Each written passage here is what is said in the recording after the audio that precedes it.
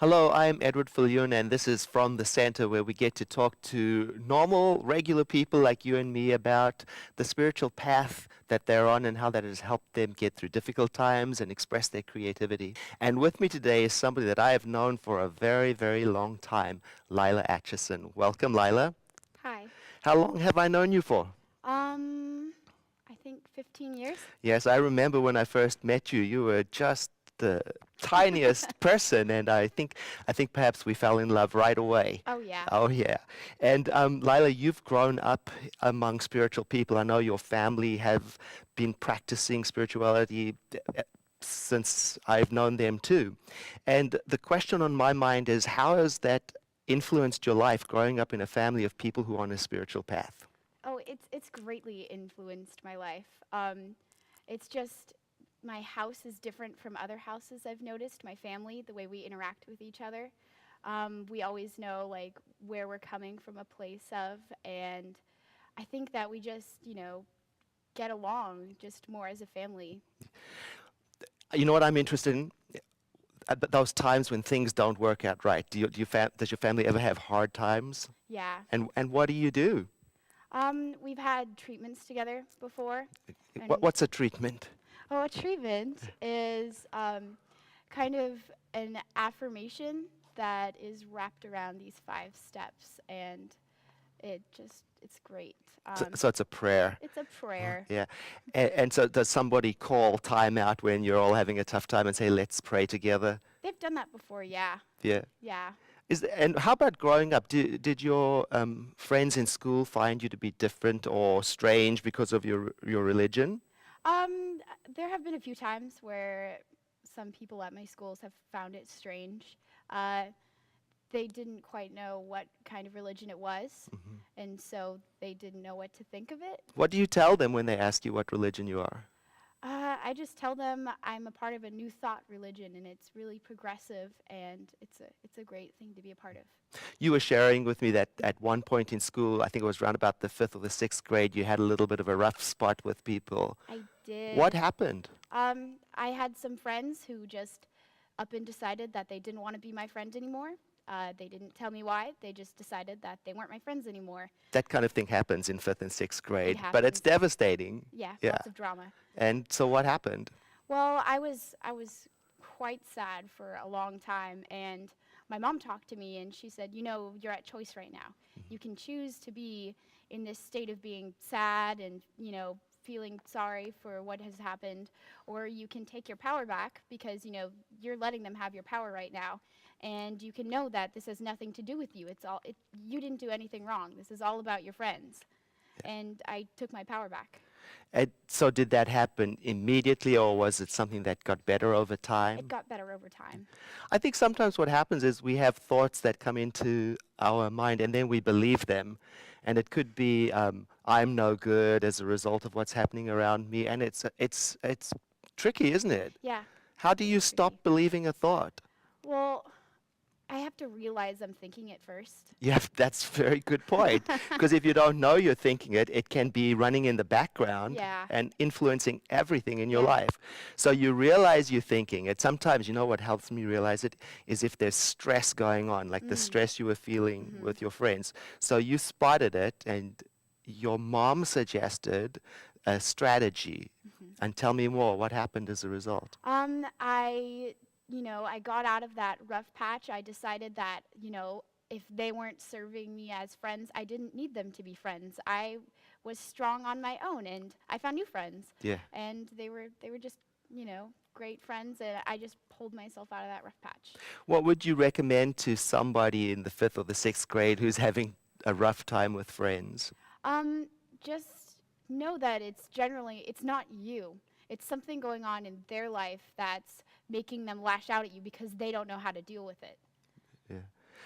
And now you are how old? I'm 18. And do you find that you have any similar uh, problems with relating to people, or are you using spirituality to navigate through life? Tell me a little bit about what's going on in your life right now. I'm at the JC right now, and I'm doing my general education. And you meet some people there sometimes that aren't the most pleasant people. Yeah. And you can't let them, control you. You can't let them have your power, because you just have to know that, you know, just send them good thoughts. What do you think's going on with people who aren't the most pleasant? What's causing that? I think they're not recognizing those bad thoughts that they're thinking. And so, the way you think influences your reality. And so it's just influencing their reality. So they're just, digging themselves into a kind of hole. Yeah, because you went through a period of having some belief in low-level thinking. You had Yeah, a rough spot with low self-esteem. I did. Yeah. I think it was mainly not recognizing those thoughts and just letting myself stay in that place. Yeah.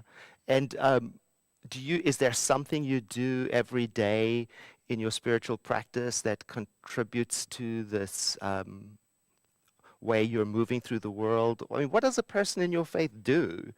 Oh, well, I was a co-director, as you know, for one of the camps, Hmm. and I received this box, and it has an acorn in it. Yeah. So it's a little seed, and so every day I hold the little seed and I say an affirmation Yeah. for myself. Give me an example of an affirmation. I am beautiful, I am perfect, and this day is just an opportunity for me. Yeah. Do you say that even sometimes when you're not feeling Yeah, like it's true? yeah, I do. And what's the effect of that? Well, if I don't feel it's true, I need to feel that it's true, because I recognize that I'm thinking negative thoughts, and if I just, believe that, I feel like, it comes back to me. It's almost like it's a reminder, isn't it? You hear the words and then something inside of you starts to catch up. Yeah. Because there are many times, for any reason, somebody could be really aggressive on the freeway, and then you sink into that dark thinking, and Yeah. you need something to help remind you of what you already know.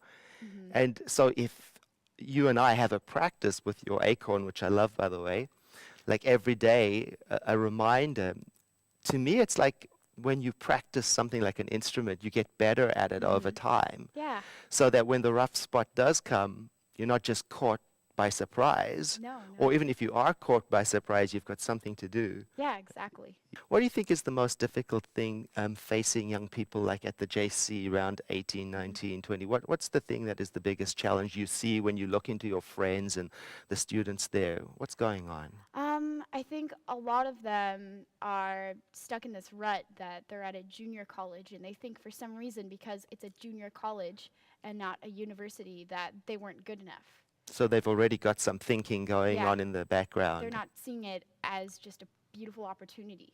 Yeah. And so that shows up in the way they are presenting themselves or holding Yeah, themselves. there are people who, the classes are easier at the JC, and there are people who just let themselves sink into that hole, and they don't do well in their classes even though they're easier, Yeah. because they think, oh, I wasn't good enough to get into that university that I wanted to get into. But if they had that mindset that you're talking about, this is a beautiful opportunity, they It could is. thrive. Yeah, I think so. I mean, the JC's there to transfer to other places. Yeah. It's a stepping stone.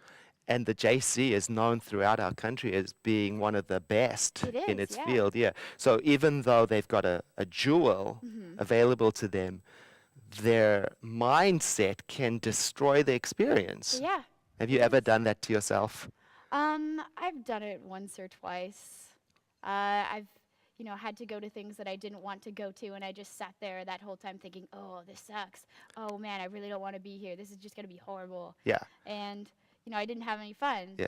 And I went back and thought about it afterwards, like, I wonder why I didn't have any fun. See, that's fascinating to me, because even though you and I, we can say we're on a spiritual path, we still find ourselves sitting in a experience that could be beautiful and with this whole conversation going on inside of us, and then we believe it, and then it's almost like we rob ourselves of the experience. Yeah. But then when I'll always have an opportunity to sit down and check in. Was that true, that experience? Then that's when the change takes place. Hmm. Do you want to tell me what the experience was that you were sitting around in? And Oh, I think it was some kind of concert that, just like a piano concert, and I had plans with some friends, but it was something that my parents really wanted me to go to, and it was really nice music, and I really could have enjoyed the experience, but I just sat there sulking. That's incredible. Yeah.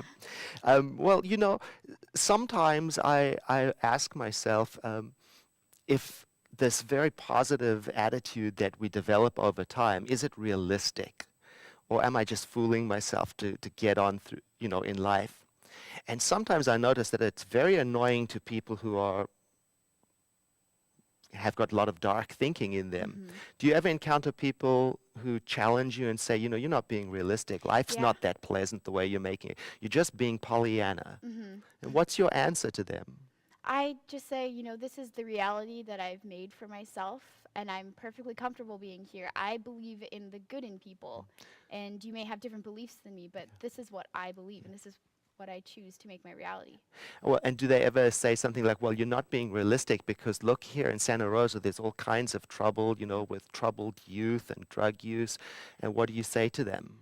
I say to them, they're they're choosing to be like that. It's going to be everywhere, but the way you look at it as look at this is how you can choose for it to be. Like if you look at it from a different perspective, people are thinking, oh man, there's all this, stuff going on in the world that's, unhappy right now, like Japan, Yeah. what happened in Japan. But you can look at it as, look at how many countries got up and helped this other country that was in need of help without asking for anything in return. I think there's always like a positive side Yeah. to things. You know what I tell people who tell me I'm just being positive? I say to them, have you tried it? Because it's not that easy. Because to do what you're doing, you're saying, look for the angle where it's working. Hmm.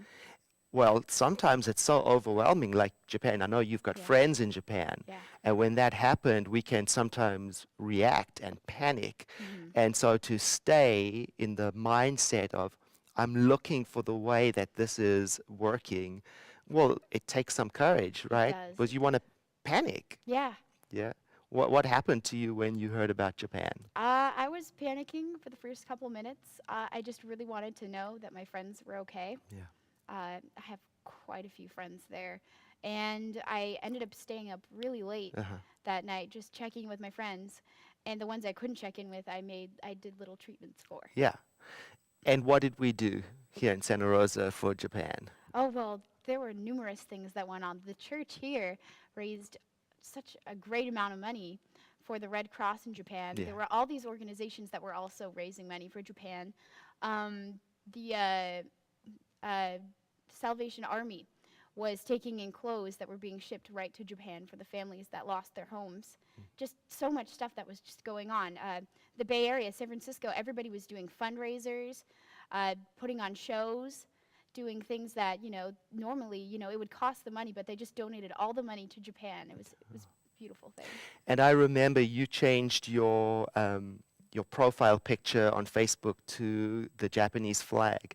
And then I remember watching that all of our friends slowly changing their profiles to flags of Japan. And that was so amazing. And I thought to myself, well, this is an example of I could either be devastated or I could do something, even if it's the smallest thing. Because I noticed how I responded to your enthusiasm about helping, and then I thought to me, well, that's my work in the world. I've got to take care of my responsibilities to be enthusiastic and to help, and I might influence somebody else around me. Did any of your friends catch on to the spirit as a result of your Yeah, enthusiasm? they did. I had some friends who organized like a rave kind of dance thing, and all the money went to Japan, and it raised a lot of money. Yeah. And there were some other people that did crafts and sold crafts, and those were all donated to Japan. And yeah, Well, I've really enjoyed visiting with you, and I'm so glad you came to talk to me, and I look forward to another 18 years of knowing you. And I'll see you soon. yeah. This is From the Center, and thank you so much for watching us, and I look forward to seeing you in our next episode. Goodbye.